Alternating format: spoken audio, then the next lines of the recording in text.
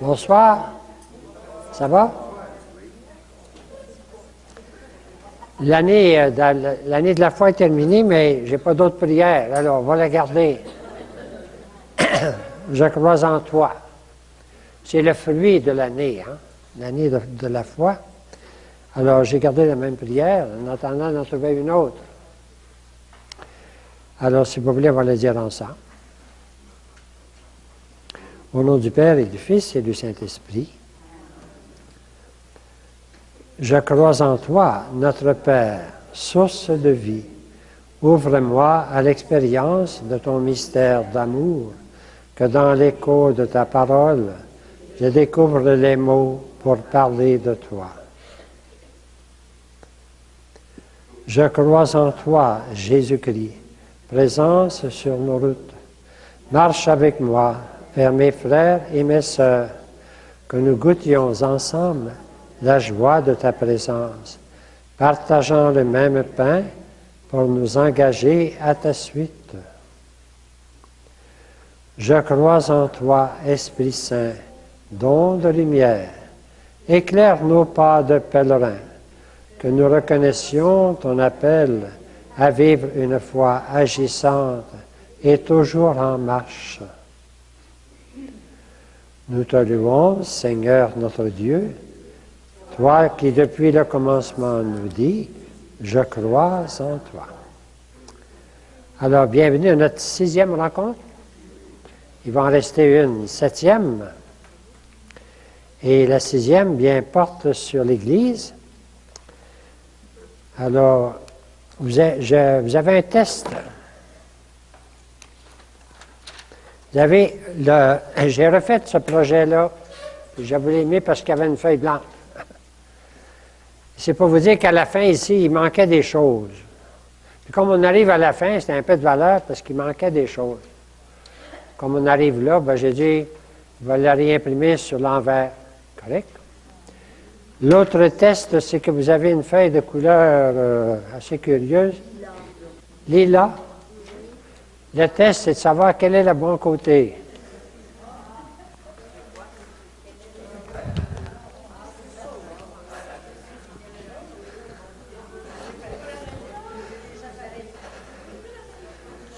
Alors, si vous ne comprenez pas c'est un côté, tournez-le de l'autre côté.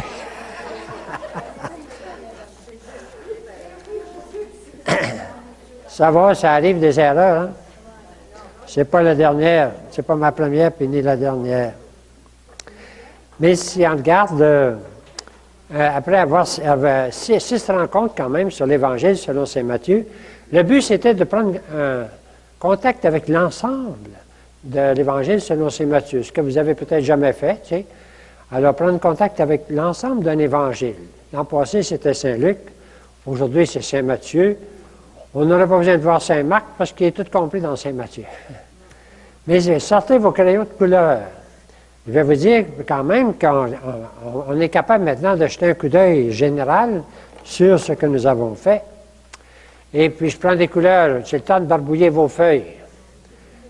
Correct? Bien, en tout cas, c'est pour dire que cette partie-là ici, le baptême, la tentation, la prédication en Galilée, les 3 évangélistes ont la même chose, avec des différences d'écriture, mais ils suivent la même chose. Et à la fin, on peut dire qu'aujourd'hui, à partir de 18, aller presque jusqu'à la fin, les 3 évangélistes sont très proches l'un de l'autre, sauf ce qui est entre parenthèses, sauf ce qui est propre à saint Matthieu. Alors, il y a des paraboles qui lui sont propres. Le reste, on peut dire qu'il suit vraiment saint Marc et saint Luc. Première vision, si vous avez un crayon, si vous en voulez un, vous viendrez l'emprunter tout à l'heure. Il y a des crayons plus rouges que ça, là. C'est correct? Ça veut dire que c'est des parties qui sont très communes. Ça va? Donc, non, les évangiles de l'enfance, c'est autre chose. Vous vous souvenez que les évangiles de l'enfance, c'est saint Matthieu, saint Luc, sont très différents. Saint Luc, c'est les bergers. Saint Matthieu, c'est les Les mages, tout est différent. Les mages arrivent, puis Hérode prend peur, puis la fuite en Égypte, tout ça. Alors, c'est très différent. Quand vous parlez de Saint Matthieu, c'est les mages. Quand vous pensez Saint-Luc, pensez au berger. Ou bien à Élisabeth. Ben oui, mais moi, je pense que j'avais pas de place sur ma feuille pour mettre les évangiles de l'enfant. Oui. Les 3 premières en haut. On peut dire qu'à ce moment-là, les 3 commencent de la même façon et finissent probablement presque de la même façon. Alors, ça nous donne une idée générale. Je ne sais pas si vous venez, on vient de finir, on finit l'année liturgique avec Saint-Luc.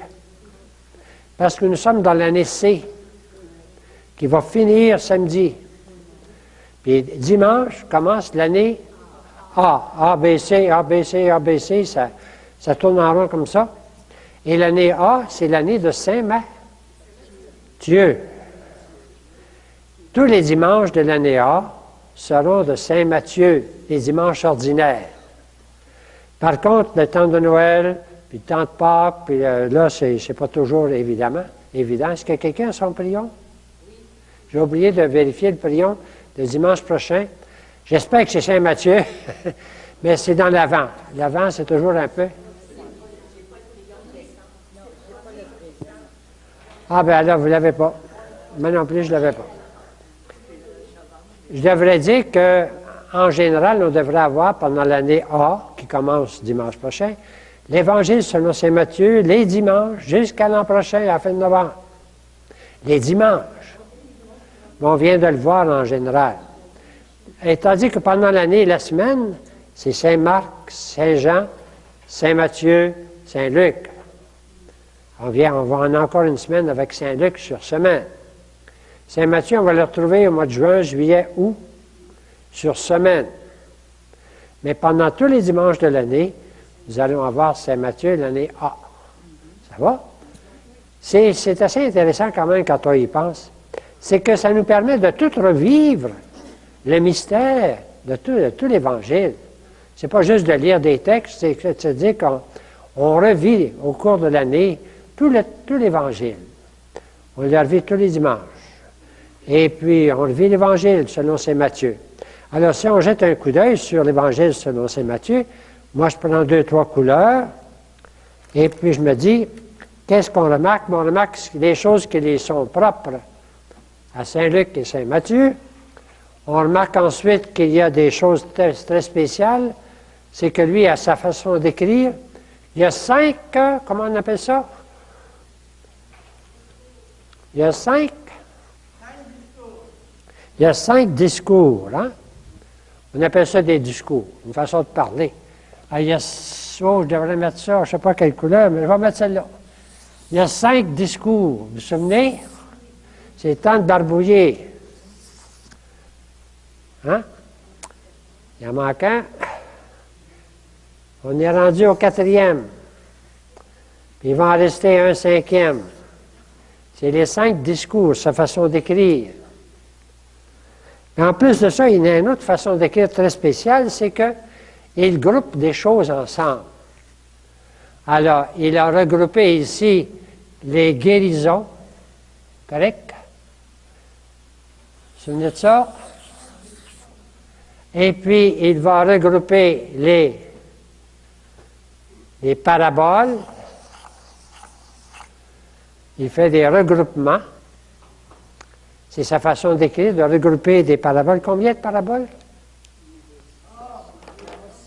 Hein? 7 paraboles. Combien de guérisons? 9. C'est juste pour dire sa façon d'écrire. Tout ce qui est entre parenthèses à part de ça, c'est ce qui lui est propre. Il y a une autre chose qu'il faut remarquer, c'est que avec Saint Matthieu et Saint Marc, il a le même ce qu'on appelle le sommet, la profession de foi de Pierre, la transfiguration, puis la première annonce de la Passion. Les 3 évangélistes le disent en même temps. Alors, donc, c'est un peu ce qui va avec ça, c'est tout ce qui est commun. On va trouver beaucoup d'autres choses. On va trouver plusieurs paraboles. Et aujourd'hui, bien, nous allons ouvrir le chapitre 18, qui s'appelle, si vous voulez, un des 5 discours. On appelle ça discours, mais je pense qu'on pourrait lui donner un autre nom. C'est des enseignements. Ça se termine comme ça, d'ailleurs, après avoir terminé ses enseignements à ses disciples. Alors, c'est le 5e, on appelle ça discours sur l'Église. Franchement, j'aurais pu changer d'idée, tu as enseignement sur l'Église ou enseignement aux disciples. On est rendu au chapitre 18. Alors, ça vous permet maintenant de dire, j'ai une idée générale de Saint Matthieu, pas obligé de retenir tout ça, mais je dis, on peut avoir une idée générale de Saint Matthieu, c'était notre but, de l'avoir écouté une bonne fois aussi dans notre vie, en l'entier. Moi, je ne dis pas tout ici. Quand on l'écoute, on s'aperçoit qu'il y a des bouts qu'on n'a pas tout mis là. Mais c'est un peu la vision d'ensemble. Aujourd'hui, on va voir la partie de l'Église jusqu'au chapitre 21. Si vous avez du courage, on peut écouter jusqu'à 23. Et sur votre feuille, ici, vous avez remarqué, si vous comparez à la feuille qui est ici, ça c'est la feuille que vous aviez avant. J'ai ajouté le détail à la fin parce que je trouvais que c'était de valeur. On arrive ici, puis il n'y avait pas de chapitre 22, il n'y avait pas de chapitre 23. Alors c'est ce que j'ai ajouté ici. Correct? Puis 24. Ensuite, 24, 25 qui était écrit là, mais plus ou moins. Alors je l'ai un peu précisé, un petit peu plus parce qu'on arrive là. Ça va? Bon. Là, vous avez une vision d'ensemble. On a une vision d'ensemble de l'Évangile, un évangile de Saint Matthieu. Le plus long, si on regarde les chapitres, il y a 28 chapitres. Mais ce n'est pas le plus long, si on regarde le verset, c'est Saint Luc. Parce que lui, il résume souvent les choses. Alors, c'était ça que je voulais dire au début. On est rendu au 6e, à la 6e rencontre. Alors, c'est pas très clair. Mon jaune n'est pas très clair, mais c'est correct. Et puis, on a une feuille de couleur lilas. Ah, ben, j'aime beaucoup lilas, oui. Alors, c'est discours sur l'Église. C'est le 4e discours de Matthieu. Il est assez court, c'est un seul chapitre, mais très dense. Quand on le regarde pour vrai, c'est très dense. Et puis, même plus qu'on pense, on peut le lire rapidement, mais tout à coup, on s'aperçoit que il y a beaucoup de choses. Et puis, les choses sont, en tout cas, j'ai dit très denses. On va pouvoir y ajouter les chapitres 19 et 20 comme complément au discours sur l'Église. Malgré la finale, parce que le numéro 19.1 finit quand il eut achevé ses enseignements, donc le discours est supposé être fini, mais on peut y joindre facilement 19 et 20, où il parle de beaucoup de choses, on va le voir dans le bas de la page, qui concernent encore l'Église. Correct? C'est mon introduction. Alors, Matthieu rappelle ici des enseignements de Jésus qui portent sur la vie de l'Église. On a déjà eu la mission de l'Église, le discours sur la mission. On a eu tout le royaume, le grand discours sur la montagne. Hein? Alors, on entre dans le royaume de Dieu. On a eu les paraboles du royaume. Maintenant, tout à coup, c'est un petit peu plus précis sur la vie de l'Église, on pourrait dire. Il va grouper ensemble certains enseignements. C'est moins évident qu'ailleurs, mais quand même. C'est un ensemble donnant des lignes de conduite à ceux qui font partie de l'Église. Alors évidemment, Saint Matthieu écrit en l'an 80, 50 ans après la mort de Jésus. L'Église est née, elle est partout, mais elle a des problèmes. Elle n'est pas parfaite. Il y a toutes sortes de tensions. On a l'impression qu'il fait des choix aussi pour rappeler l'essentiel de la vie de l'Église. C'est pour ça que ça vaut pas mal pour aujourd'hui. Alors, beaucoup de ces aspects s'appliquent particulièrement au temps où Matthieu écrit. Ils répondent à des tensions que vivait l'Église vers l'an 80-85. Ils disent concrètement quel esprit doit animer l'Église de Jésus-Christ. En allant chercher dans Jésus-Christ ses enseignements.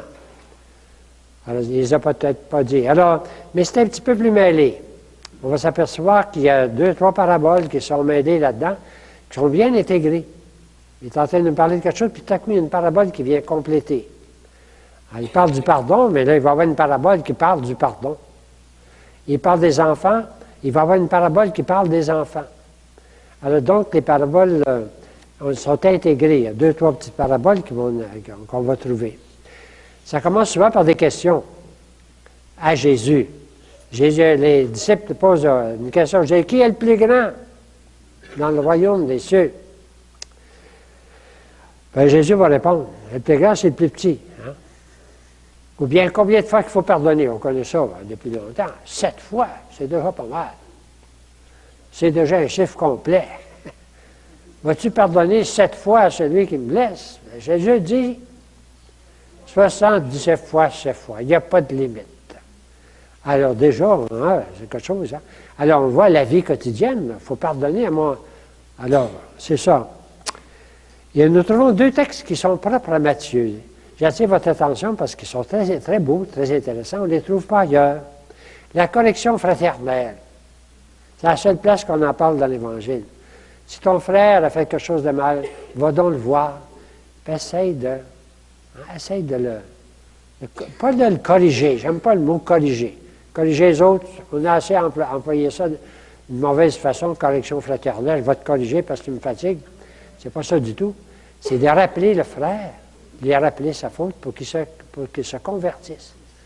Mais s'il ne veut pas t'écouter, bien vas-y à 2. Mais s'il ne veut pas vous écouter, bien dis-le à l'Église. Alors tout à coup, on s'aperçoit, l'Église a ce pouvoir. Hein? Alors là, il va répéter le pouvoir, tout ce que vous avez délié sur la terre. Alors c'est toute la vie de l'Église, portant sur le pardon. Un autre texte qui est très, très beau de Saint Matthieu, c'est la prière ensemble. S'il y en a 2 de vous qui s'entendent ensemble, ils s'entendent hein, pour prier, pour demander une chose, bien, ils vont l'avoir. Mais il faut s'entendre. C'est quand même un texte parce qu'ensuite, il dit, parce que lorsque vous êtes réunis en mon nom, je suis là au milieu de vous. Et c'est la seule place dans l'Évangile où on a ça. C'est un texte propre à Saint Matthieu. Très beau. Je suis là au milieu de vous. Bon, alors je vais en grosso modo, là, je vous présente la feuille. Je suis rendu, il n'y a pas de numéro, mais vous me suivez? On retrouve ici les références au royaume des cieux. Mais vous avez le royaume des cieux qu'on l'avait enlevé, c'est celui qu'on vit, c'est le royaume dans le monde. Puis tout à coup, mais ce royaume-là, il s'ouvre sur le royaume éternel. Alors, la deuxième dimension apparaît. On approche de la fin. Alors, il y a la dimension du royaume de Dieu déjà présent parmi nous, mais qui s'ouvre sur le royaume éternel. C'est le même royaume. Alors, c'est pour ça qu'il y a une dimension qui s'ajoute. On trouve de nouvelles paraboles, je viens de le dire, la parabole de la brebis perdue. C'est drôle parce que c'est là qu'il le met. Hein? Et le mauvais débiteur, à qui on a pardonné beaucoup, puis qui ne pardonne pas. C'est le pardon. Vous connaissez cette parabole, bien intégrée au sujet. Il y a 2 mots importants que je trouve, moi, on peut souligner tout de suite, qui traversent ces textes. Et le premier mot est assez facile à retenir, c'est le mot petit. Il est tout petit. Un tout petit mot.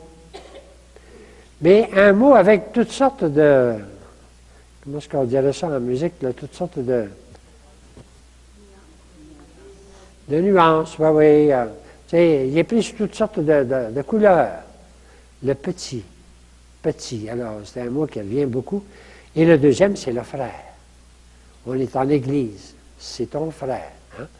Alors, donc, c'est des mots... Alors, le petit, c'est toute la spiritualité qu'on connaît, en devenir comme un enfant. Mais il y a le mot de devenir, d'accueillir, de respecter, de protéger du scandale, de chercher, hein, comme une brebis perdue, d'imiter. Tous ces mots-là, c'est comme toutes des modulations, tiens, on pourrait dire, musicales, sur le mot petit. Et ça a l'air important parce que c'est pas si facile de se reconnaître. Les disciples demandent qui est le plus grand? Mais c'est le plus petit. Alors tout de suite, c'est toute la spiritualité de l'enfance, on pourrait dire, comme on a dit avec Sainte Thérèse de l'Enfant Jésus. Hein? Bon. On découvre donc 3 insistances, les petits, le pardon et la prière ensemble. Sortir rien que ça, c'est déjà beaucoup sur la vie de l'Église. À se faire tout petit pour être le plus grand, se faire le serviteur, comme Jésus, et puis pardonner sans arrêt pour pouvoir vivre ensemble et prier ensemble en s'accordant. C'est déjà une belle image de l'Église. Est-ce que ça va? Et tout ça est lié entre eux. Ils passent de l'un à l'autre. C'est pas coupé comme ça, là.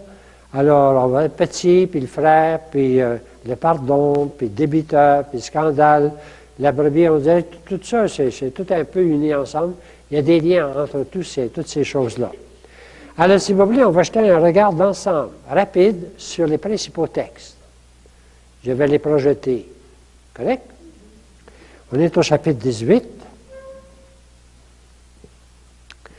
Alors, le premier mot que je mets en valeur, c'est l'enfant, mais le mot petit à côté. Remarquez que c'est l'enfant qui est comme l'exemple, mais c'est le mot petit qui revient.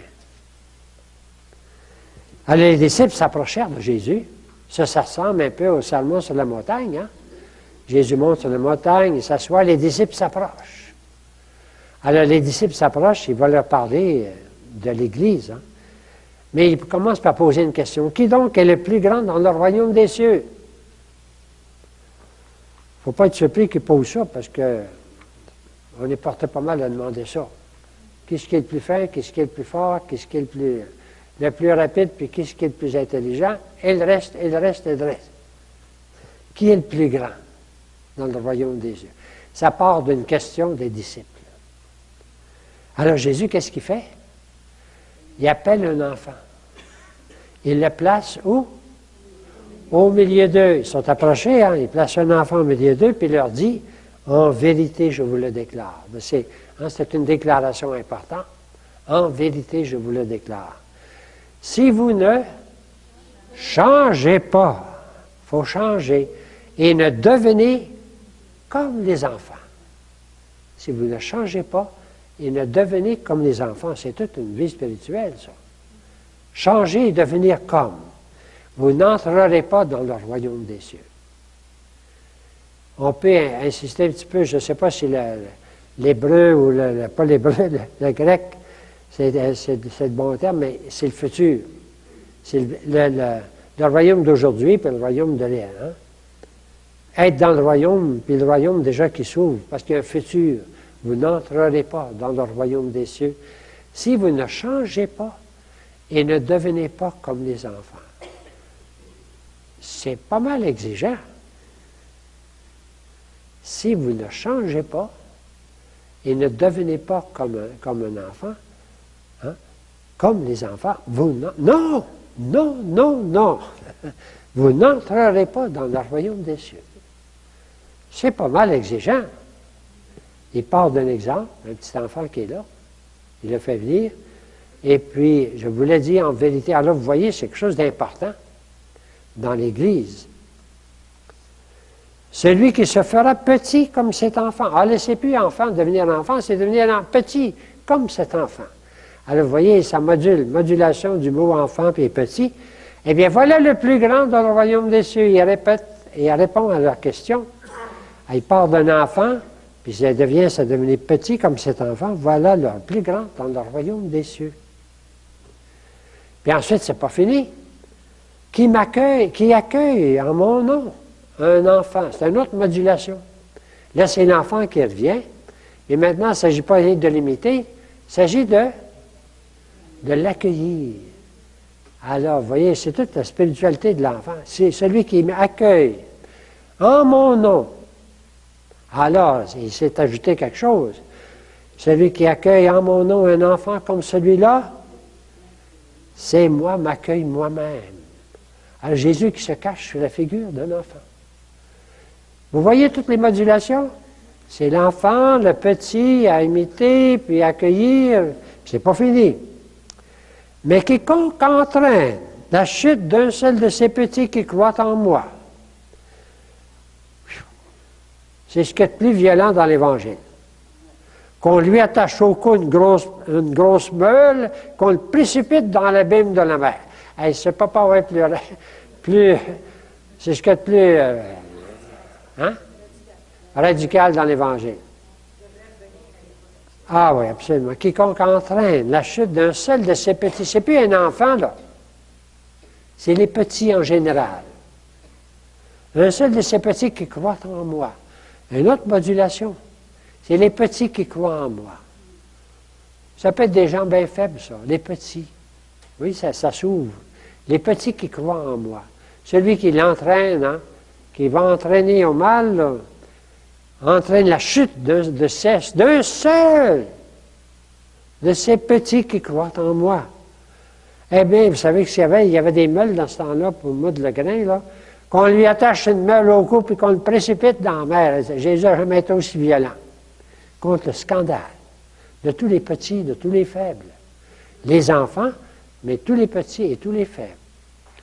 Alors, c'est des paroles dures, qu'on sent que le cœur de Jésus, hein, un seul de ces petits qui croient en moi, eh bien, qu'on lui attache au cou une grosse meule, pas rien qu'on le jette à la mer, mais avec une meule au cou, il n'y a pas de chance de s'en tirer, hein, bon. C'est pas fini. Les modulations ne sont pas finies. Gardez-vous de mépriser aucun de ces petits. C'est plus les enfants, c'est les petits, tous ceux qui sont faibles, tous ceux qui sont petits. Car je vous l'ai dit aux cieux, leurs anges se tiennent sans cesse en présence de mon Père qui est aux cieux. Ils sont petits, mais ils sont grands. Parce que leurs anges sont dans les cieux, puis ils sont devant le Père, leurs anges, leur protecteur. Alors ils sont grands. Les petits sont grands. C'est parti avec une question. Qui est le plus grand? Vous voyez la réponse, hein? Elle est riche. Quand je disais tout à l'heure, c'est dense. C'est un texte qu'on lit rapidement, mais quand on s'y arrête, c'est très dense. Parce qu'il y a des modulations sur le mot petit, sur le mot enfant, sur le mot accueil, sur le mot alors. Tout ça, c'est son enseignement. Le premier mot qui est important, c'est le mot petit. Ça va? Puis là, il introduit une parabole. C'est là qu'il la met. Si un homme a 100 brebis, puis il y en a une qui se perd, mais il va laisser 99 autres pour chercher celle qui est perdue. Pourquoi est-ce qu'il dit cette parabole-là à cet endroit-là? Hein, vous allez voir. Alors, pour aller à la recherche de celle qui s'est égarée. Voilà qu'il met la parabole de la brebis perdue ici. Dans Saint-Luc, c'est ailleurs. Et s'il parvient à la retrouver, on la connaît, la parabole, hein? En vérité, je vous le déclare, il y a plus de joie que des 99 autres qui ne se sont pas égarés. Quand on perd quelque chose et qu'on le retrouve, on a plus de joie de cette affaire-là que de toute chose qu'on n'a pas perdu. Ça, on le vit quotidiennement. Voilà la raison. Ainsi, votre Père qui est aux cieux veut qu'aucun de ces petits ne se perde. Voyez-vous la brebis? La parabole de la brebis intégrée à toute cette histoire, tout cet enseignement sur les petits. Il faut les chercher, les petits, les faibles, ceux qui sont égarés. Il faut les chercher. Parce que le Père du ciel ne veut pas qu'un seul de ces petits soit. Alors, vous voyez, c'est tout ça qu'on a dans l'Évangile d'aujourd'hui. Ça va? Bon. Alors, j'ai dit, un petit peu plus loin, au chapitre 19, je vais chercher ce verset-là qui est un petit peu plus loin. Laissez faire, ils essaient d'éloigner les enfants qui veulent s'approcher de Jésus. Et Jésus va dire, laissez faire ces enfants, ne les empêchez pas de venir à moi. Alors, une autre modulation, car le royaume des cieux est à ceux qui sont comme eux. C'est la répétition, c'est la confirmation. Voilà le premier mot important, c'est le mot petit, avec toutes ces modulations. Hein? Celui qu'on accueille, celui qu'on imite, il faut devenir comme lui, celui qu'il faut respecter, alors c'est tout ça. Maintenant, on prend un deuxième mot, c'est le pardon, avec le frère. Alors là, voici un texte propre encore à Saint Matthieu. Si ton fier vient à pécher, on appelle ça la correction fraternelle, eh bien, va le trouver. Fais-lui tes reproches, seul à seul. Et s'il t'écoute, tu auras gagné ton frère. Hey, c'est quelque chose. Si ton frère a péché, va le voir, seul à seul, et s'il t'écoute, tu auras gagné ton frère. C'est quelque chose. Tu vas l'avoir gagné, ton frère. Si on appliquait ça, hein? C'est pas facile. Mais quand même, il ouvre la porte, hein? Il ouvre la porte à pas laisser, tu sais, c'est son affaire, ça ne me regarde pas. Ah, pas du tout, en Église, c'est pas ça. Si ton frère vient à pécher, va le voir seul à seul. Et puis, fais-lui tes reproches. Et s'il t'écoute, tu auras gagné ton frère. Le mot frère est important. Hein? Le mot frère. S'il ne t'écoute pas, bien, vas-y, allez-y à deux. Je n'ai pas tout mis ici le texte. Puis s'il ne vous écoute pas, bien, dis-le à l'Église. Et là, le reste de l'Église, bien, le reste du texte, je devrais vous le lire quand même pour que dire, je ne peux pas te mettre sur l'écran, là. C'est le chapitre 18, numéro, rendu à... Ça va? S'il ne t'écoute pas, prends encore avec toi une ou deux personnes pour que toute cette affaire soit décidée sur la parole de 2 ou 3 témoins. S'il refuse de les écouter, dis-le à l'Église. L'Église, hein, c'est le sermon sur l'Église. S'il refuse d'écouter même l'Église, qu'il soit pour toi comme le païen et le collecteur d'impôts. C'est lui qui se sépare. C'est lui qui s'éloigne. Et là, il ajoute une autre parole qu'on trouve ailleurs. En vérité, je vous le déclare, tout ce que vous lierez sur la terre sera lié au ciel, et tout ce que vous délierez sur la terre sera délié dans le ciel. Avec la différence que ça avait été dit à Saint-Pierre, on pense avec les prêtres, c'est dit à l'Église ici. C'est l'Église qui a ce pouvoir de lier, de délier, de libérer. Il ne s'agit pas de lier, de condamner, il s'agit de lier et de libérer. Alors, c'est très vaste. Est-ce que ça va? C'est le deuxième mot, c'est le mot pardon et le mot frère. Ben là, ensuite, il y a un autre texte qui est propre à Saint Matthieu, qui est très beau, je vous l'ai dit tout à l'heure, je vous le déclare encore. Si 2 d'entre vous sur la terre se mettent d'accord pour demander quoi que ce soit, cela leur sera accordé par mon Père qui est aux cieux. La puissance de la prière de l'Église. Il faut se mettre d'accord. Rien que 2, c'est-tu 2 ou 3? Il dit rien que 2 ici. Hein? Si 2 d'entre vous sur la terre se mettent d'accord pour demander quoi que ce soit, cela leur sera accordé. La puissance de la prière quand on est ensemble. Car là où 2 ou 3, c'est-tu les 3? Car là où 2 ou 3 se trouvent réunis en mon nom, je suis au milieu d'eux. C'est propre à Saint Matthieu. Une belle image de l'Église. Hein? Je suis là au milieu d'eux. Allez, c'est pas fini.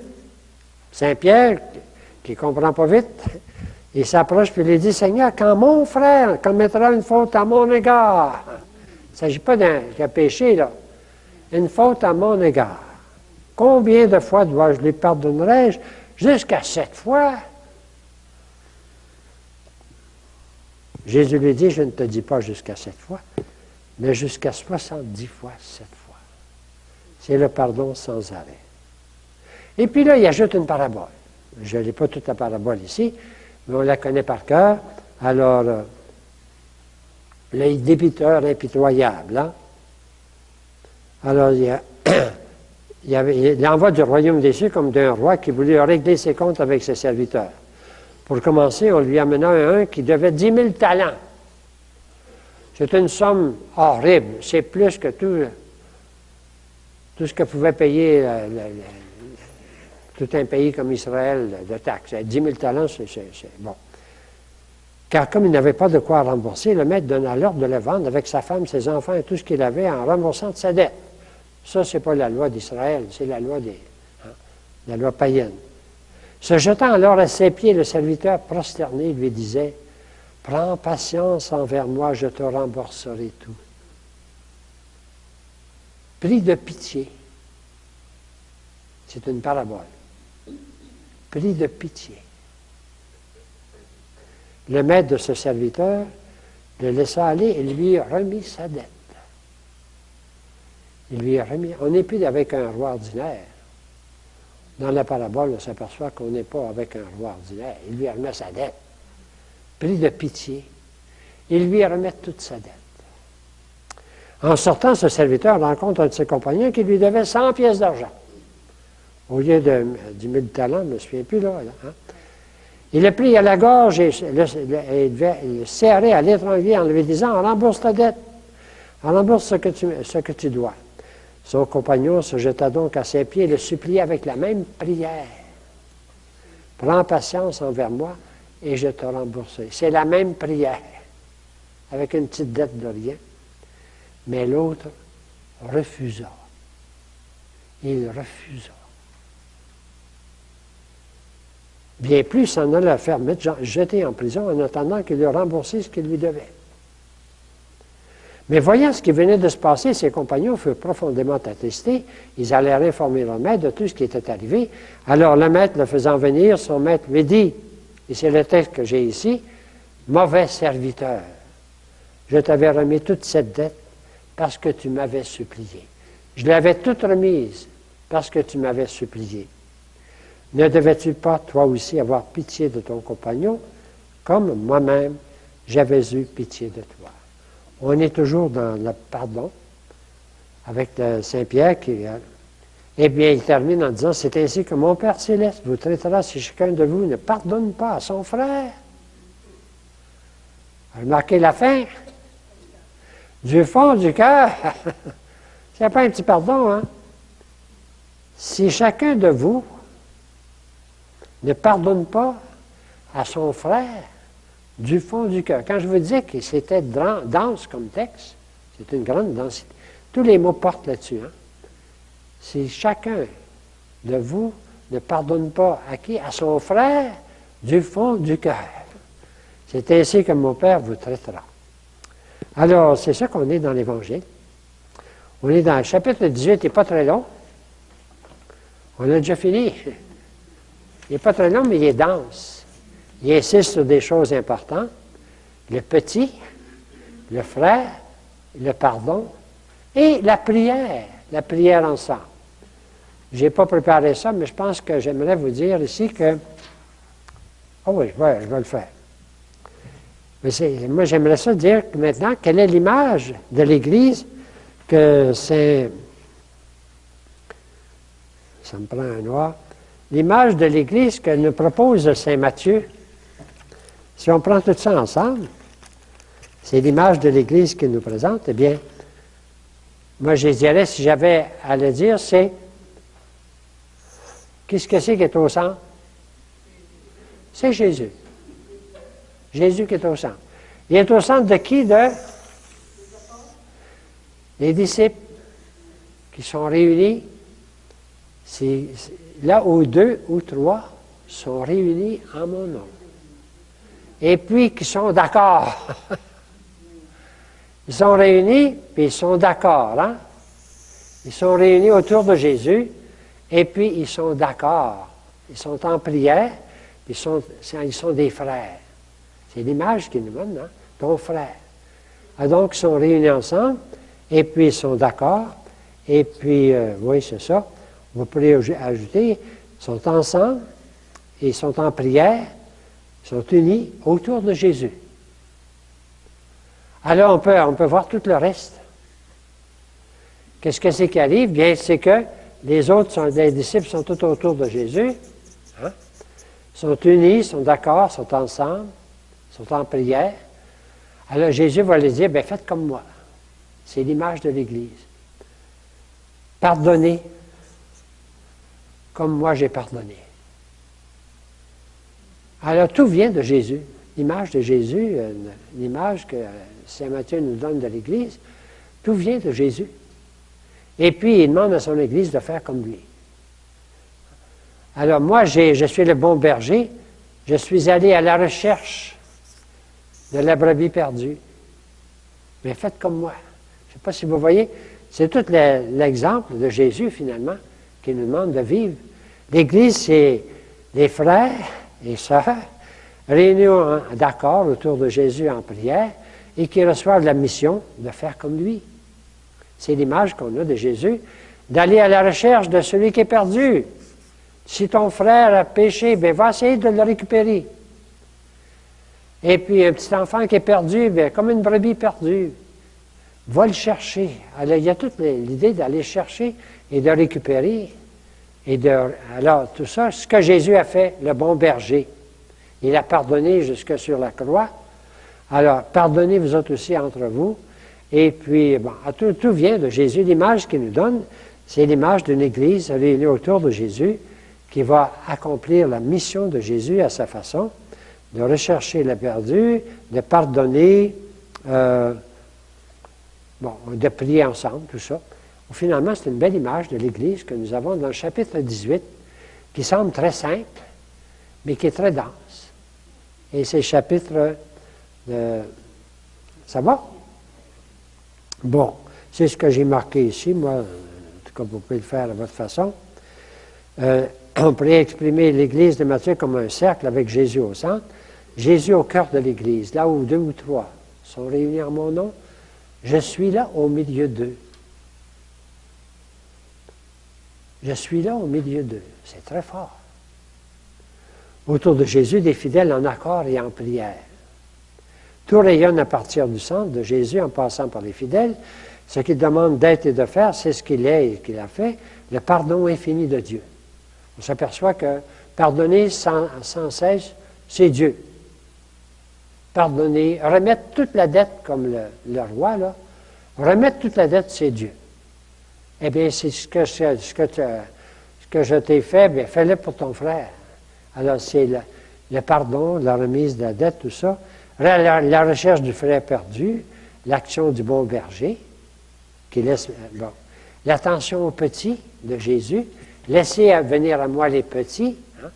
Alors, tout ça, c'est tout ce que Jésus vit, qu'il demande à son Église de vivre autour de lui. Une image très belle de l'image de l'Église que nous sommes. Et ça va plus loin, un peu plus loin, parce que je déborde un peu le texte du chapitre 18, parce que plus tard, les fils de Zébédée vont venir dire, c'est sa mère, la mère qui vient. La mère des 2 fils de Zébédée peut dire, dans ton royaume, pourrais-tu en mettre un à ta droite puis un à ta gauche? Hein? Alors, c'est une maman, oui, hein? Dans Saint-Luc, c'est eux autres qui demandent, je pense. Mais dans Saint-Matthieu, c'est le moment. Et qu'est-ce que Jésus leur répond?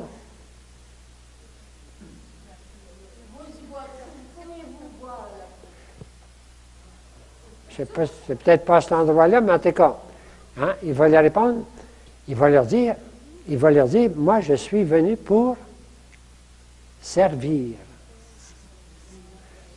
et non pour être servi. Alors, allez donc vous aussi servir. Alors, c'est-à-dire, c'est tout ce que Jésus vit qu'il demande. Alors, on le voit encore un peu partout dans l'Évangile.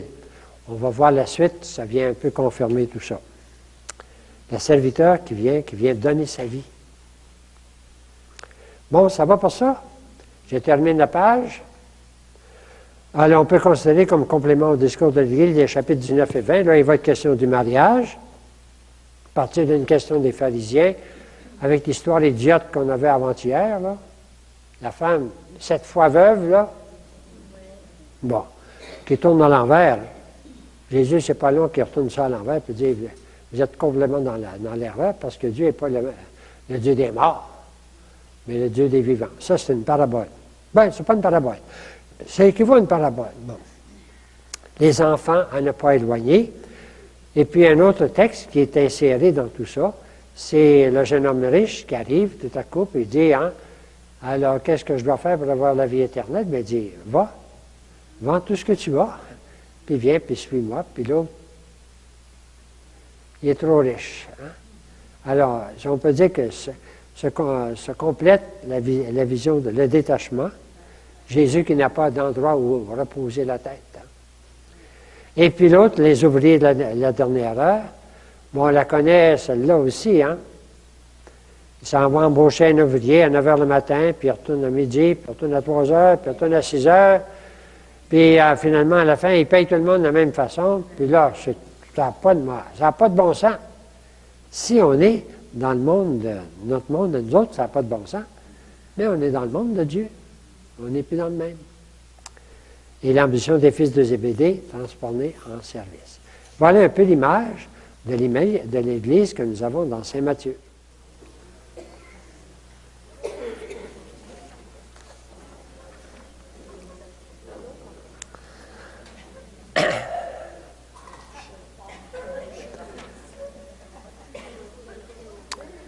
Ça va pour le chapitre 18?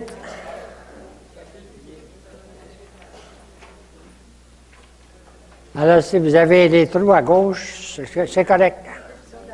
S'ils sont à droite, vous n'êtes pas sur le bon bord. C'est un test.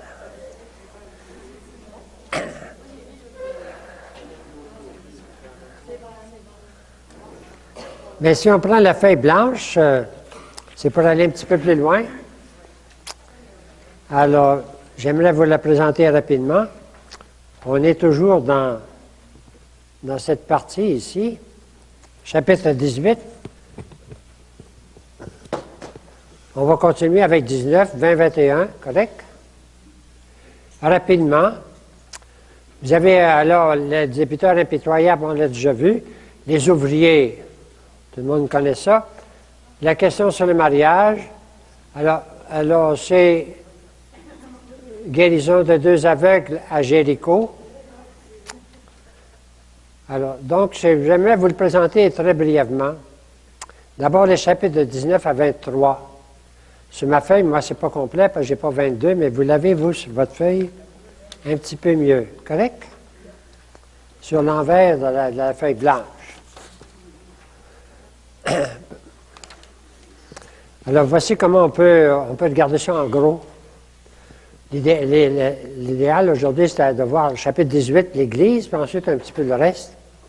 Il faut d'abord regarder Jésus en chemin. C'est comme ça qu'il est présenté. Dans Saint-Luc, c'est beaucoup plus visible. Jésus tourna son visage vers Jérusalem, puis il marche vers Jérusalem, vers Jérusalem, vers Jérusalem. La moitié de l'Évangile de Saint-Luc, c'est Jésus qui s'en va à Jérusalem. Saint Matthieu, lui, est juste une petite phrase. Et donc, ce n'est pas sa façon d'écrire et d'insister. Ce n'est pas comme une grande montée vers Jérusalem, mais il fait la même montée. On la retrouvait aussi dans Saint-Luc. C'est une simple notice. Hein? Jésus part, puis je ne sais pas si j'ai les murs ici, là, je ne sais pas si...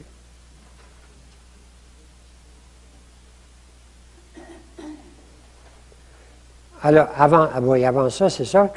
Alors, Jésus s'en va vers Jérusalem, et puis un petit sommaire, il y a une grande foule, puis il guérit tout le monde. C'est juste une phrase, puis on dirait qu'il est en marche. Mais il insiste, Saint Matthieu n'insiste pas. Mais Jésus approche de Jérusalem. Il va annoncer sa passion. 3e annonce. À Jéricho. Il passe par Jéricho pour monter à Jérusalem. Alors, avec Luc, on avait, et Saint Marc surtout, la guérison d'un aveugle. Hein? C'est le bord du chemin. Matthieu, lui, il en a 2 aveugles.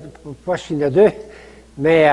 et puis, au lieu d'entrer dans... C'est pas en entrant, c'est en sortant. En tout cas, il y en a un, c'est en sortant, l'autre en rentrant.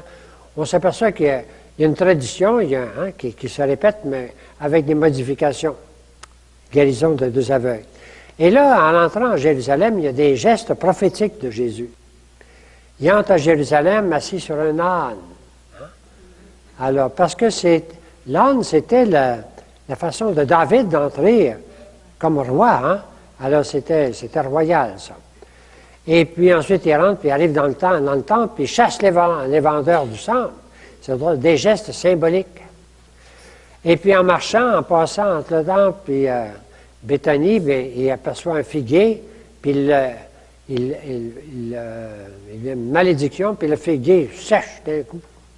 C'est des gestes symboliques, prophétiques, on pourrait dire, de Jésus. Alors, c'est ce qu'on trouve dans les chapitres 19 à 23. Puis on trouve une autre série de paraboles. Ils sont moins réunis que tout à l'heure, les paraboles, mais quand même, on trouve une série de paraboles qui préparent de loin ce qu'on aura le dernière rencontre, le grand discours eschatologique. Alors, le débiteur impitoyable, on vient de le voir, celui qui est... il ne pardonne pas lui, il a reçu le pardon, puis il ne donne pas. C'est propre à Matthieu, ça. Les ouvriers de dernière heure, c'est une autre parabole propre à Matthieu. Il y a le dernier arrivé qui reçoit le même salaire. Et ça se termine, hein? Vous savez comment ça se termine? Je pense que...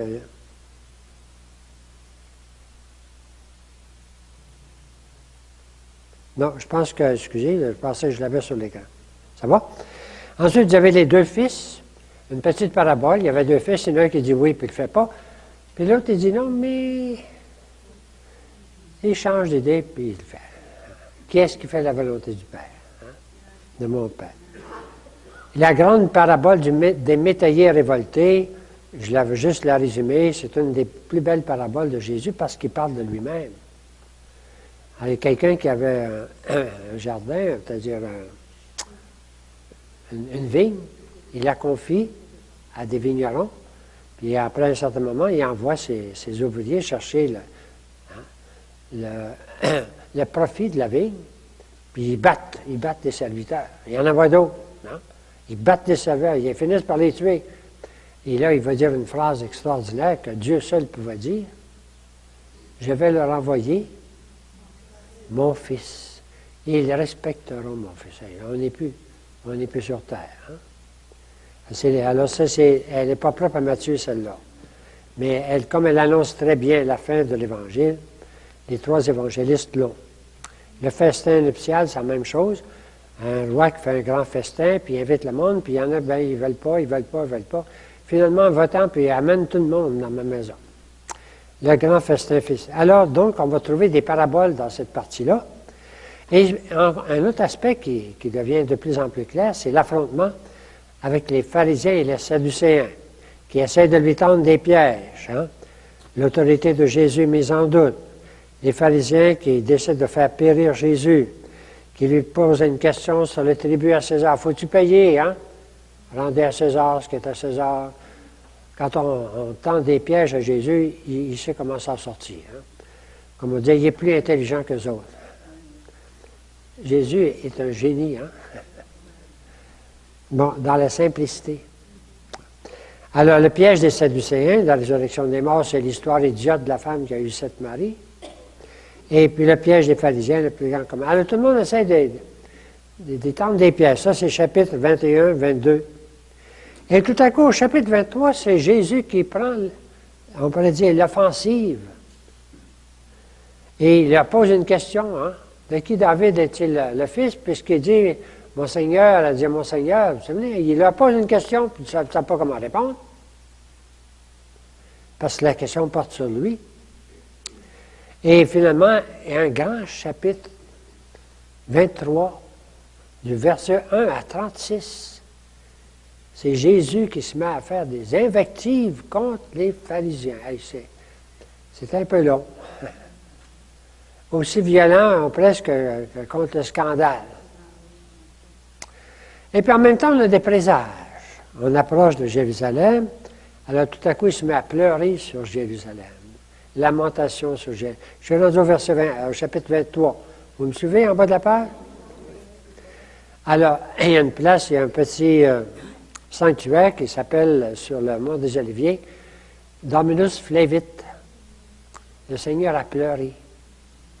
C'est le sanctuaire où j'aimais le plus aller, mais nous autres, on restait juste en bas. Ça prenait 10 minutes, 15 minutes tout seul dans la montagne. Un beau petit sanctuaire.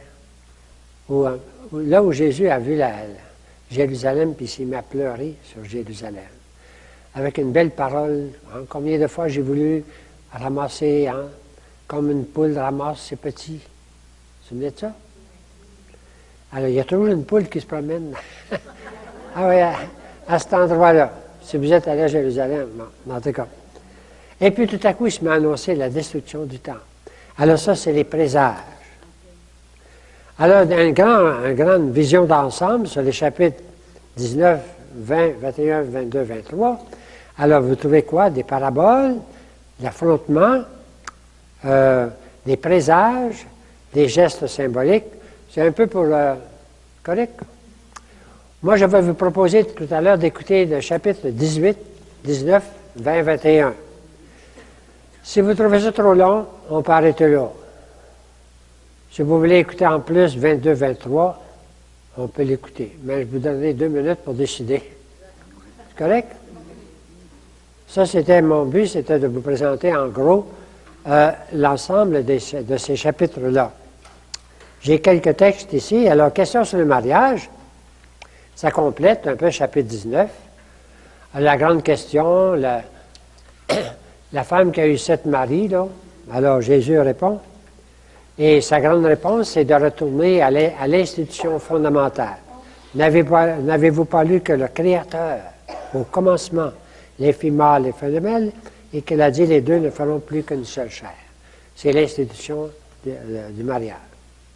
Que l'homme donc ne sépare pas ce que Dieu a uni. Comprenne qu'il peut comprendre. Ça va bien pour aujourd'hui, hein? Comprenne, c'est propre à Matthieu. On avait un confrère anglais qui était un Anglais d'Angleterre, et il était contre ils ont bâti, ils ont creusé un tunnel entre la France et l'Angleterre. Hein? Il était contre ça, il disait que les hommes n'unissent pas ce que Dieu a séparé. Alors, il mettait ça à l'envers, lui. Tous ne comprennent pas ce langage, mais seulement ceux à qui c'est donné. C'est un don. On peut dire que la fidélité dans l'amour, c'est un don. Comprenne qui peut comprendre. On peut l'appliquer au célibat aussi. Tiens, le célibat des prêtres. Comprenne qui peut comprendre. Mais c'est un don. C'est propre à Matthieu. Voilà un peu des compléments au chapitre 18. Puis là, il rencontre un jeune homme riche. Puis là, il va lui dire, il est plus facile à un chameau de passer par un trou d'aiguille qu'à un riche d'entrer dans le royaume des cieux. Qui donc peut être sauvé? Alors, fixant son regard sur eux, Jésus leur dit, aux hommes, c'est impossible, mais pas à Dieu. Tout est possible à Dieu. C'était dit à Marie, c'était dit à Abraham, c'est dit aux disciples, à l'Église. C'est la parole qui est dit à Marie, hein? Rien n'est impossible à Dieu. C'est la parole qui était dite à Abraham. Bon. La parabole des ouvriers, ben, la fin, c'est ce qui est le plus beau. Hein? Quand tout le monde se met à critiquer parce que tu as payé autant les autres qui n'ont pas travaillé. On travaille 1 heure, nous autres, depuis le matin qu'on travaille. Comment ça se fait? Eh bien, Jésus nous amène dans un autre niveau. Ton œil est-il mauvais parce que je suis bon? Finalement, c'est Dieu qui est bon. On est en l'Église, c'est Dieu qui pardonne. C'est Dieu qui donne tout. Alors, on n'est plus dans le monde financier. Les derniers sont aux premiers, les premiers sont aux derniers. Et puis, un peu plus loin, si quelqu'un veut être grand parmi vous, qu'il soit votre esclave. C'est ainsi que le Fils de l'homme est venu non pour être servi, mais pour servir et donner sa vie en rançon pour la multitude. C'est le plan que je donnais tout à l'heure. L'Église, elle fait comme Jésus. Et elle devient serviteur. La petite parabole, les 2 fils, un homme avait 2 fils. Le premier dit, je ne veux pas. Un peu plus tard, c'est en reparti, il y allait. Le deuxième dit, j'y vais. Mais il n'y allait pas. Lequel des deux a fait la volonté de son père? L'autre parabole, c'est les métayers. Alors, finalement, il leur envoyait en disant, ils respecteront mon fils. Ils se saisirent de lui et le jetèrent hors de la vigne et le tuèrent. C'est Jésus qui annonce sa mort. Voilà un peu la vision d'ensemble de toute cette partie. On ne peut pas tout voir en détail, hein? C'était un peu, vous montrer un petit peu les grandes lignes de ce qu'on... Est-ce que vous êtes prêts à l'écouter? On va commencer au chapitre 18. J'ai insisté plus sur celui-là. Ensuite, on aura une vision d'ensemble, 19, 20, 21. Et si vous n'êtes pas fatigué, on terminera avec 22, 23. Ça va?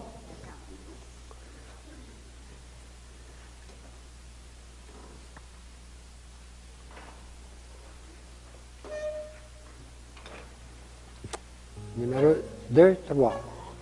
Matthieu, chapitre 18. Ah, passez fort. À ce moment, les disciples s'approchèrent de Jésus et dirent : Qui donc est le plus grand dans le royaume des cieux? Alors Jésus appela un petit enfant, le plaça au milieu d'eux et dit : En vérité, je vous le dis, si vous ne vous convertissez et si vous ne devenez comme les petits enfants, vous n'entrerez point dans le royaume des cieux. C'est pourquoi quiconque se rendra humble comme ce petit enfant sera le plus grand dans le royaume des cieux. Et quiconque reçoit en mon nom un petit enfant comme celui-ci, me reçoit moi-même. Mais si quelqu'un était une occasion de chute pour un de ces petits qui croient en moi, il serait avantageux pour lui qu'on suspende à son cou une meule de moulin et qu'on le noie au fond de la mer. Malheur au monde à cause des occasions de chute, car il est inévitable qu'il se produise des occasions de chute, mais malheur à l'homme par qui elles se produisent. Si ta main ou ton pied est pour toi une occasion de chute, coupe-les et jette-les loin de toi. Mieux vaut pour toi entrer dans la vie manchot ou boiteux que d'avoir 2 pieds ou 2 mains et d'être jeté dans le feu éternel. Et si ton œil est pour toi une occasion de chute, arrache-le et jette-le loin de toi. Mieux vaut pour toi entrer dans la vie borgne que d'avoir 2 yeux et d'être jeté dans la géhenne de feu. Gardez-vous de mépriser un seul de ces petits, car je vous dis que leurs anges dans les cieux voient continuellement la face de mon Père qui est dans les cieux. Car le Fils de l'homme est venu sauver ceux qui étaient perdus. Qu'en pensez-vous? Si un homme a 100 brebis, que l'une d'elles s'égare, ne laisse-t-il pas les 99 autres sur les montagnes pour aller chercher celle qui s'est égarée? Et s'il parvient à la retrouver, en vérité je vous le dis, il s'en réjouit plus que pour les 99 qui ne se sont pas égarés. De même, ce n'est pas la volonté de votre Père qui est dans les cieux qu'il se perde un seul de ses petits. Si ton frère a péché, va et reprends-le seul à seul. S'il t'écoute, tu as gagné ton frère. Mais s'il ne t'écoute pas, prends avec toi 1 ou 2 personnes, afin que toute l'affaire se règle sur la parole de 2 ou 3 témoins. S'il refuse de les écouter, dis-le à l'Église. Et s'il refuse aussi d'écouter l'Église, qu'il soit pour toi comme un païen et un péager. En vérité, je vous le dis, tout ce que vous lierez sur la terre sera lié dans le ciel, et tout ce que vous délierez sur la terre sera délié dans le ciel. En vérité, je vous dis encore, que si 2 d'entre vous s'accordent sur la terre pour demander quoi que ce soit, cela leur sera donné par mon Père qui est dans les cieux. Car là où 2 ou 3 sont assemblés en mon nom, je suis au milieu d'eux. Alors Pierre s'approcha et lui dit, « Seigneur, combien de fois pardonnerai-je à mon frère lorsqu'il péchera contre moi? Jusqu'à 7 fois ?»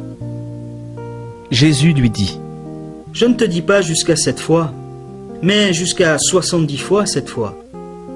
C'est pourquoi le royaume des cieux est semblable à un roi qui voulut faire rendre compte à ses serviteurs. Quand il se mit à compter, on lui en amena un qui devait 10 000 talents. Comme il n'avait pas de quoi payer, son maître ordonna de le vendre, lui, sa femme et ses enfants, et tout ce qu'il avait, et de payer la dette. Le serviteur se jeta à terre, se prosterna devant lui et dit, « Seigneur, prends patience envers moi, et je te payerai tout. » Touché de compassion, le maître de ce serviteur le laissa aller et lui remit la dette. En sortant, ce serviteur trouva un de ses compagnons qui lui devait 100 deniers. Il le saisit et le serrait à la gorge en disant « Paye ce que tu me dois ». Son compagnon se jeta à ses pieds et le supplia, disant « Prends patience envers moi et je te payerai. » Mais lui ne voulut pas. Il alla le jeter en prison, jusqu'à ce qu'il ait payé ce qu'il devait. Ses compagnons, voyant ce qui arrivait, furent profondément attristés, et ils allèrent raconter à leur maître tout ce qui s'était passé.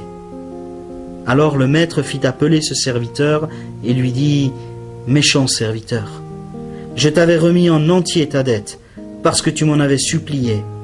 Ne devais-tu pas avoir pitié de ton compagnon, comme j'ai eu pitié de toi ?» Et son maître, irrité, le livra au bourreau jusqu'à ce qu'il ait payé tout ce qu'il devait. C'est ainsi que mon Père céleste vous traitera si chacun de vous ne pardonne à son frère de tout son cœur.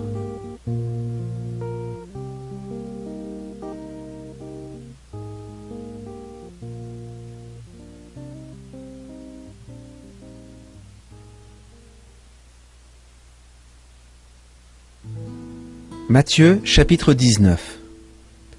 Lorsque Jésus eut achevé ses discours, il partit de la Galilée et se rendit aux confins de la Judée, au-delà du Jourdain. De grandes foules le suivirent, et là, il les guérit. Les pharisiens l'abordèrent et dirent pour l'éprouver: Est-il permis à un homme de répudier sa femme pour n'importe quel motif? Il répondit: N'avez-vous pas lu que le Créateur, au commencement, fit l'homme et la femme, et qu'il dit: c'est pourquoi l'homme quittera son père et sa mère, et s'attachera à sa femme, et les deux deviendront une seule chair. Ainsi, ils ne sont plus deux, mais une seule chair. Que l'homme ne sépare donc pas ce que Dieu a uni. Pourquoi donc, lui dirent-ils, Moïse a-t-il commandé de donner à la femme un acte de divorce et de la répudier? il leur dit: C'est à cause de la dureté de votre cœur que Moïse vous a permis de répudier vos femmes. Au commencement, il n'en était pas ainsi. Mais je vous dis, quiconque répudie sa femme, sauf pour infidélité, et en épouse une autre, commet un adultère.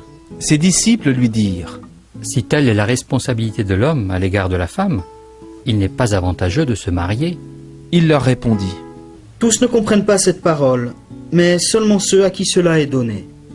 Car il y a des eunuques qui le sont dès le sein de leur mère, il y en a qui le sont devenus par la main des hommes, et il y en a qui se sont rendus eunuques à cause du royaume des cieux. Que celui qui peut comprendre comprenne. Alors des gens lui amenèrent des petits-enfants, afin qu'il leur impose les mains et prie pour eux. Mais les disciples leur firent des reproches, et Jésus dit: Laissez les petits-enfants, et ne les empêchez pas de venir à moi, car le royaume des cieux est pour leurs pareils. Il leur imposa les mains et partit de là. Alors un homme s'approcha et dit à Jésus: Maître, que dois-je faire de bon pour avoir la vie éternelle? Il lui répondit: Pourquoi m'interroges-tu sur ce qui est bon? Un seul est bon. Si tu veux entrer dans la vie, observe les commandements. Lesquels? lui dit-il. Et Jésus répondit: Tu ne commettras pas de meurtre, tu ne commettras pas d'adultère, tu ne diras pas de faux témoignages, tu ne commettras pas de vol. Honore ton père et ta mère, et tu aimeras ton prochain comme toi-même. Le jeune homme lui dit: J'ai gardé tout cela, que me manque-t-il encore? Jésus lui dit: Si tu veux être parfait, va, vends ce que tu possèdes, donne-le aux pauvres, et tu auras un trésor dans les cieux. Puis viens et suis-moi. Après avoir entendu ces paroles, le jeune homme s'en alla tout triste, car il avait de grands biens. Jésus dit à ses disciples: En vérité, je vous le dis, il est difficile à un riche d'entrer dans le royaume des cieux. Je vous dis encore, il est plus facile à un chameau de passer par un trou d'aiguille qu'à un riche d'entrer dans le royaume de Dieu. Les disciples, entendant cela, étaient très étonnés. Ils dirent: Qui peut donc être sauvé? Jésus les regarda et leur dit: Aux hommes, cela est impossible, mais à Dieu, tout est possible. Alors Pierre prit la parole et lui dit: Voici que nous avons tout quitté et que nous t'avons suivi. Qu'en sera-t-il pour nous? Jésus leur répondit: En vérité, je vous le dis, quand le Fils de l'homme, au renouvellement de toutes choses, sera assis sur son trône de gloire, vous de même qui m'avez suivi, vous serez assis sur 12 trônes, et vous jugerez les 12 tribus d'Israël. Et quiconque aura quitté à cause de mon nom, maison, frère, sœur, père, mère, femme, enfant ou terre, recevra beaucoup plus et héritera la vie éternelle.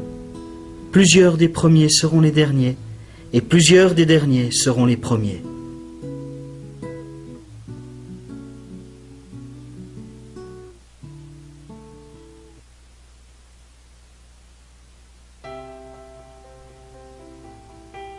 Matthieu chapitre 20.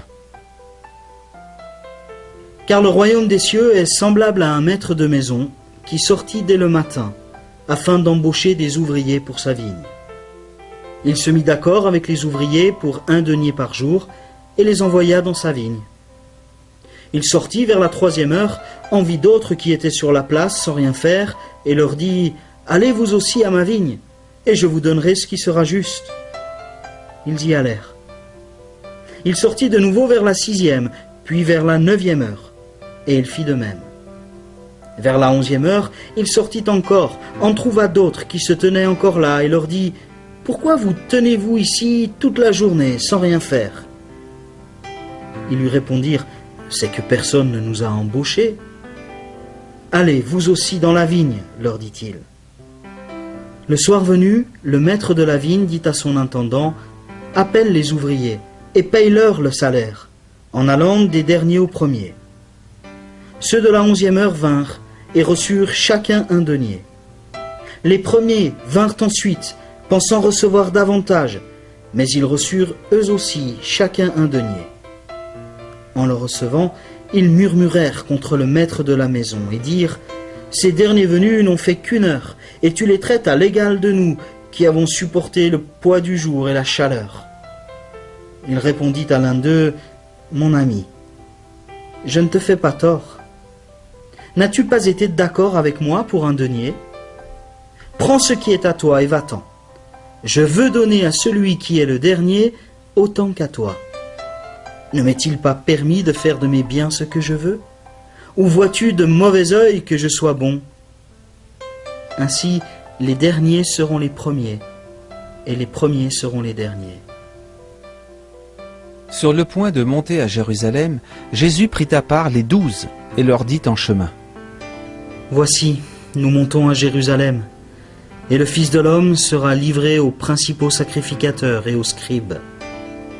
Ils le condamneront à mort, et le livreront aux païens, pour qu'ils se moquent de lui, le flagellent et le crucifient. Et le 3e jour, il ressuscitera. » Alors la mère des fils de Zébédée s'approcha de Jésus avec ses fils et se prosterna pour lui faire une demande. Il lui dit: « Que veux-tu? » Ordonne, lui dit-elle, que mes 2 fils, que voici, soient assis dans ton royaume, l'un à ta droite et l'autre à ta gauche.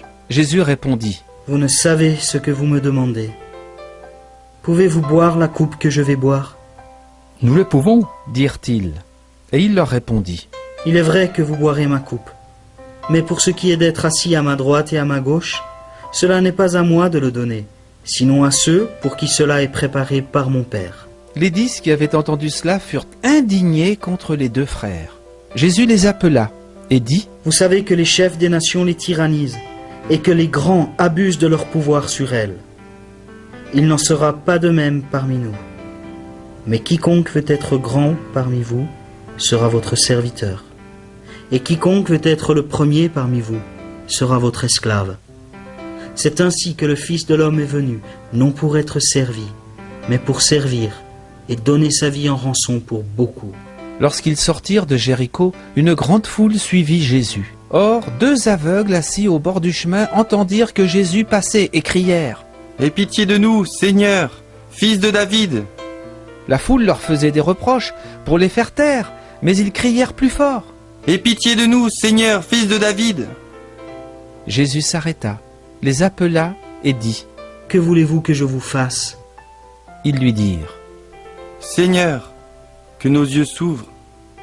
Saisi de compassion, Jésus toucha leurs yeux, et aussitôt, ils recouvrèrent la vue et le suivirent.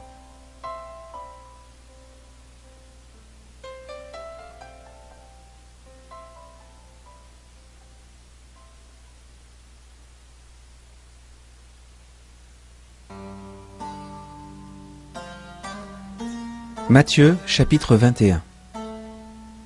Lorsqu'ils approchèrent de Jérusalem et qu'ils furent arrivés à Bethphagée, vers le mont des Oliviers, Jésus envoya 2 disciples en leur disant: Allez au village qui est devant vous. Vous trouverez aussitôt une ânesse attachée et un ânon avec elle. Détachez-les et amenez-les-moi.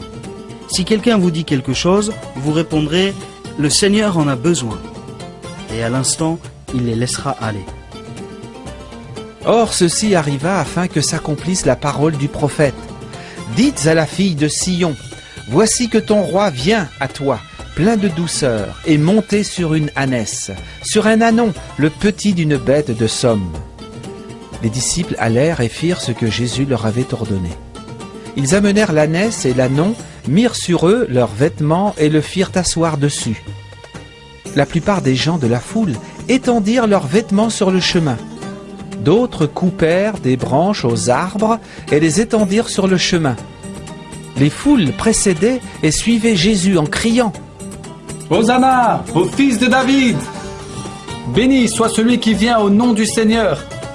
Hosanna dans les lieux très hauts !» Lorsqu'il entra dans Jérusalem, toute la ville fut en émoi, et l'on disait « Qui est celui-ci » Les foules répondaient « C'est Jésus, le prophète, de Nazareth en Galilée. » Jésus entra dans le temple. Il chassa tous ceux qui vendaient et qui achetaient dans le temple. Il renversa les tables des changeurs et les sièges des vendeurs de pigeons. Et il leur dit « Il est écrit, ma maison sera appelée une maison de prière, mais vous en faites une caverne de voleurs. » Des aveugles et des boiteux s'approchèrent de lui dans le temple, et il les guérit. Mais les principaux sacrificateurs et les scribes furent indignés à la vue des merveilles qu'il avait faites, et des enfants qui criaient dans le temple « Hosanna au fils de David !» Ils lui dirent « Entends-tu ce qu'ils disent ?» « Oui, leur répondit Jésus. N'avez-vous jamais lu ces paroles ? Tu as tiré des louanges de la bouche des enfants et de ceux qui sont à la mamelle. » Il les laissa et sortit de la ville pour aller à Béthanie, où il passa la nuit. Le matin, en retournant à la ville, il eut faim. Il vit un figuier sur le chemin et s'en approcha, mais il n'y trouva que des feuilles, et il dit « Qu'aucun fruit ne naisse jamais plus de toi. » Et à l'instant, le figuier sécha. À cette vue, les disciples furent dans l'admiration et dirent « Comment ce figuier a-t-il séché en un instant ?» Jésus leur répondit « En vérité, je vous le dis, si vous avez de la foi et si vous ne doutez pas, non seulement vous ferez ce qui a été fait à ce figuier, mais quand vous diriez à cette montagne « ôte-toi de là et jette-toi dans la mer », cela se ferait. Tout ce que vous demanderez avec foi par la prière, vous le recevrez. » Jésus se rendit dans le temple, et pendant qu'il enseignait, les principaux sacrificateurs et les anciens du peuple vinrent lui dire « Par quelle autorité fais-tu cela? Et qui t'a donné cette autorité ?» Jésus leur répondit « Je vous poserai moi aussi une seule question. Et si vous m'y répondez, je vous dirai par quelle autorité je fais cela. Le baptême de Jean, d'où venait-il? Du ciel ou des hommes ?» Mais ils raisonnèrent entre eux. « Si nous répondons du ciel, il nous dira « Pourquoi donc n'avez-vous pas cru en lui ?» Et si nous répondons des hommes, nous avons à craindre la foule, car tous tiennent Jean pour un prophète. » Alors ils répondirent à Jésus « Nous ne savons pas. » Et il leur dit à son tour « Moi non plus, je ne vous dirai pas par quelle autorité je fais cela. Qu'en pensez-vous? Un homme avait 2 fils. Il s'adressa au premier et dit « Mon enfant, va travailler aujourd'hui dans ma vigne. » Il répondit « Je ne veux pas. » Ensuite, il se repentit et il y alla. Il s'adressa alors au second et donna le même ordre. Celui-ci répondit « Je veux bien, Seigneur. » Mais il n'y alla pas. Lequel des 2 a fait la volonté du Père? Ils répondirent « Le premier. » Et Jésus leur dit En vérité, je vous le dis, les péagers et les prostituées vous devanceront dans le royaume de Dieu.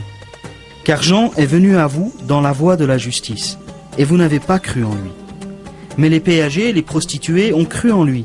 Et vous qui avez vu cela, vous ne vous êtes pas ensuite repentis pour croire en lui. Écoutez une autre parabole. Il y avait un maître de maison qui planta une vigne. Il l'entoura d'une haie, y creusa un pressoir et y bâtit une tour. Puis il la loua à des vignerons et partit en voyage. À l'approche des vendanges, il envoya ses serviteurs vers les vignerons pour recevoir les fruits de la vigne. Les vignerons prirent ses serviteurs, frappèrent l'un, tuèrent l'autre et lapidèrent le troisième. Il envoya encore d'autres serviteurs, en plus grand nombre que les premiers, et les vignerons les traitèrent de la même manière. Enfin, il envoya vers eux son fils, en disant « Ils respecteront mon fils. » Mais quand les vignerons virent le fils, ils se dirent entre eux « C'est lui l'héritier. Venez, tuons-le, et nous aurons son héritage. » Ils le prirent, le jetèrent hors de la vigne et le tuèrent. Maintenant, lorsque le maître de la vigne viendra, que fera-t-il à ces vignerons? Ils lui répondirent.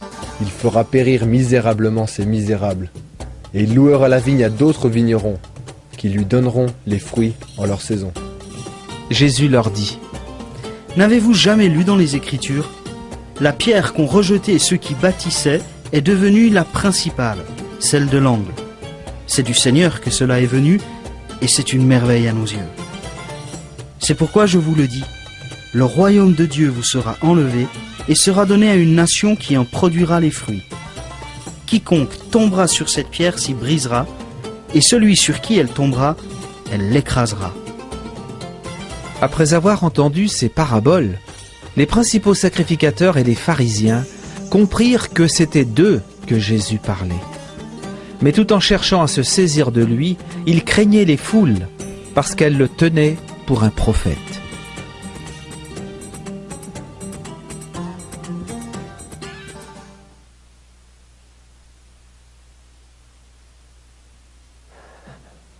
Vous voyez comment c'est très dense, très compliqué. Peut-être pas facile de faire le plan de tout ça.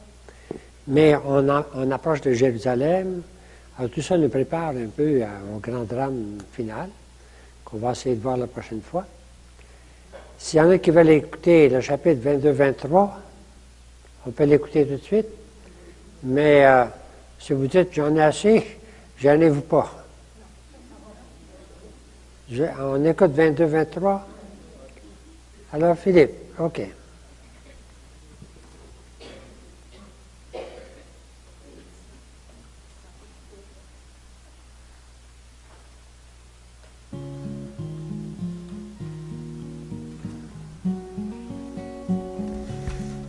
Matthieu chapitre 22. Jésus leur parla de nouveau en parabole, et il dit. Le royaume des cieux est semblable à un roi qui fit des noces pour son fils. Il envoya ses serviteurs pour appeler ceux qui étaient invités aux noces, mais ils ne voulurent pas venir. Il envoya encore d'autres serviteurs en disant « Dites aux invités, j'ai préparé mon festin, mes bœufs et mes bêtes grasses sont tués, tout est prêt, venez aux noces. » Mais négligeant l'invitation, ils s'en allèrent, celui-ci à son champ, celui-là à son commerce, et les autres se saisirent des serviteurs, les outragèrent et les tuèrent. Le roi fut irrité. Il envoya son armée, fit périr ses meurtriers et brûla leur ville. Alors il dit à ses serviteurs, « Les noces sont prêtes, mais les invités n'en étaient pas dignes. Allez donc au carrefour et invitez aux noces tous ceux que vous trouverez. » Ses serviteurs s'en allèrent par les chemins, rassemblèrent tous ceux qu'ils trouvèrent, méchants et bons, et la salle des noces fut remplie de convives. Le roi entra pour voir les convives, et il aperçut là un homme qui n'avait pas revêtu un habit de noces. Il lui dit, « Mon ami, comment es-tu entré ici sans avoir un habit de noces ?» Cet homme resta la bouche fermée. Alors le roi dit aux serviteurs, « Liez-lui les pieds et les mains, et jetez-le dans les ténèbres du dehors, où il y aura des pleurs et des grincements de dents. Car il y a beaucoup d'appelés, mais peu d'élus. » Alors les pharisiens allèrent se consulter sur les moyens de prendre Jésus au piège de ses propres paroles. Ils envoyèrent auprès de lui leurs disciples avec les Hérodiens. « Maître, lui dirent-ils, nous savons que tu es véridique, et que tu enseignes la voie de Dieu en toute vérité, sans redouter personne, car tu ne regardes pas l'apparence des hommes. Dis-nous donc ce que tu en penses. Est-il permis, ou non, de payer le tribut à César ?» Mais Jésus, qui connaissait leur malice, répondit, « Pourquoi me mettez-vous à l'épreuve, hypocrite? Montrez-moi la monnaie avec laquelle on paye le tribut. » Et ils lui présentèrent un denier. Il leur demanda, « De qui sont cette effigie et cette inscription? »« De César, » lui répondirent-ils. Alors il leur dit, « Rendez donc à César ce qui est à César, et à Dieu ce qui est à Dieu. » Étonnés de ce qu'ils entendaient, ils le quittèrent et s'en allèrent. Le même jour, les Sadducéens, qui disent qu'il n'y a pas de résurrection, s'approchèrent de Jésus et lui posèrent cette question. « Maître, Moïse a dit, si quelqu'un meurt sans enfant, son frère épousera la veuve et suscitera une descendance à son frère. Or il y avait parmi nous 7 frères. Le premier se maria et mourut. Et comme il n'avait pas d'enfant, il laissa sa femme à son frère. Il en fut de même du deuxième, puis du troisième jusqu'au septième. Après eux tous, la femme mourut. À la résurrection, duquel des 7 frères sera-t-elle donc la femme? Car tous l'ont eue. Jésus leur répondit, Vous êtes dans l'erreur, parce que vous ne comprenez ni les Écritures, ni la puissance de Dieu. Car à la résurrection, les hommes ne prendront pas de femmes, ni les femmes de mari, mais ils seront comme les anges de Dieu dans le ciel. Pour ce qui est de la résurrection des morts, n'avez-vous pas lu ce que Dieu vous a dit? Moi, je suis le Dieu d'Abraham, le Dieu d'Isaac et le Dieu de Jacob. Dieu n'est pas le Dieu des morts, mais des vivants. Les foules qui écoutaient furent frappées de l'enseignement de Jésus. Les pharisiens apprirent qu'il avait réduit au silence les Sadducéens. Ils se rassemblèrent, et l'un d'eux, docteur de la loi, lui posa cette question pour le mettre à l'épreuve. Maître, quel est le grand commandement de la loi? Jésus lui répondit, Tu aimeras le Seigneur, ton Dieu, de tout ton cœur, de toute ton âme et de toute ta pensée. C'est le premier et le grand commandement. Et voici le second qui lui est semblable. Tu aimeras ton prochain comme toi-même. De ces 2 commandements dépendent toute la loi et les prophètes. Comme les pharisiens étaient assemblés, Jésus leur posa cette question. Que pensez-vous du Christ? De qui est-il le fils? Ils lui répondirent, De David. et Jésus leur dit, Comment donc David, animé par l'Esprit, l'appelle-t-il Seigneur lorsqu'il dit « Le Seigneur a dit à mon Seigneur, assieds-toi à ma droite, jusqu'à ce que je mette tes ennemis sous tes pieds ». Si donc David l'appelle Seigneur, comment est-il son fils? Nul ne put lui répondre un mot. Et depuis ce jour, personne n'osa plus lui poser de questions.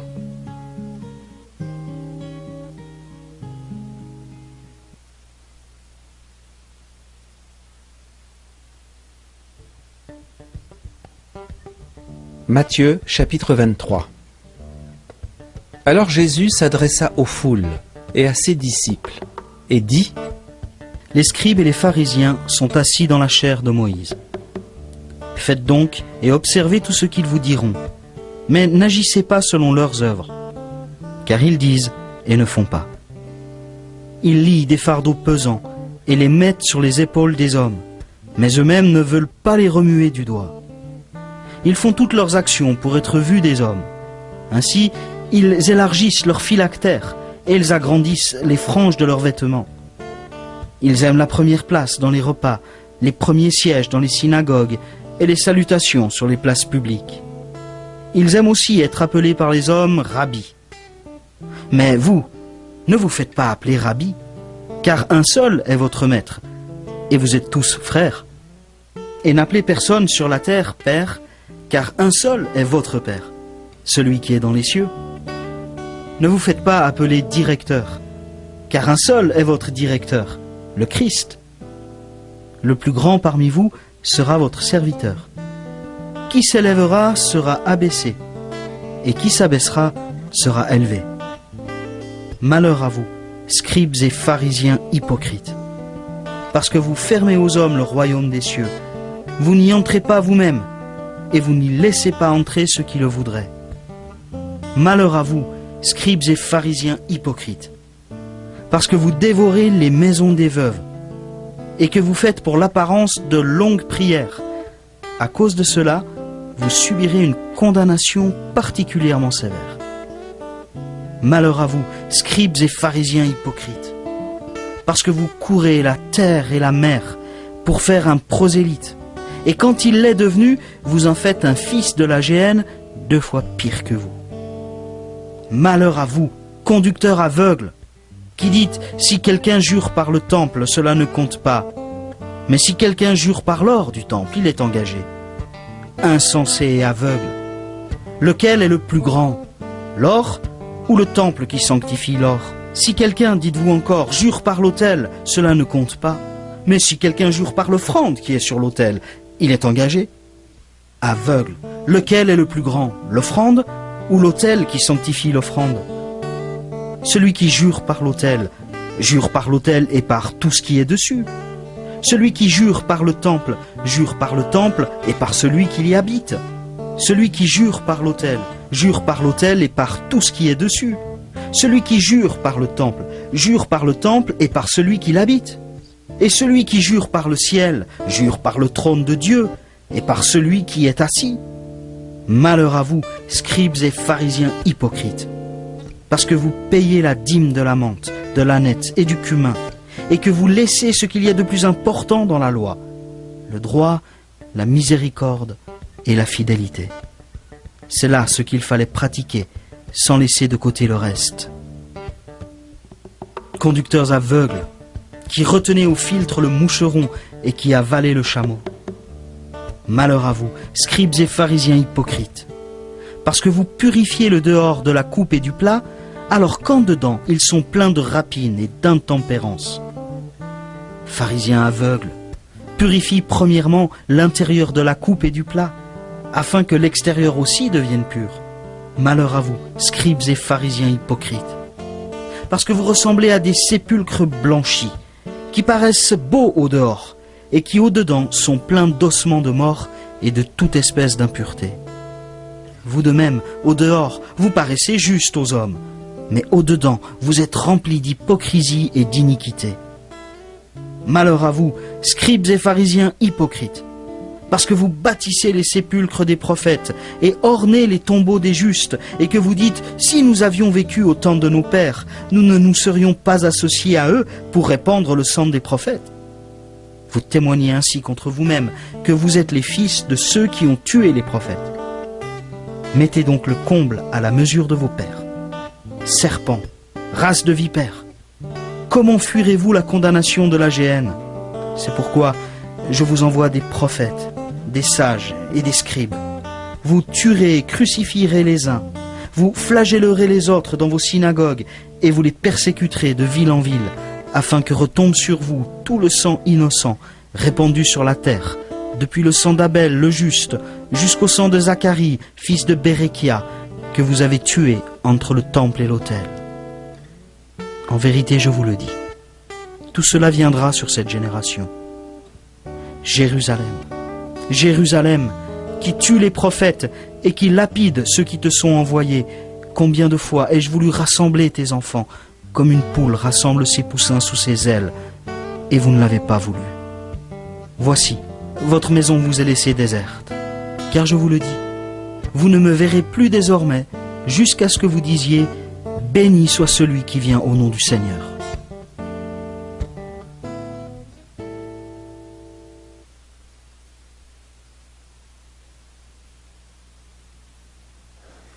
Voilà. Il y a beaucoup de textes qu'on n'a jamais entendus parce qu'on ne les a pas en liturgie, mais quand même, vous venez d'écouter en entier. Il va rester le chapitre 24, 25 et la fin, la prochaine fois.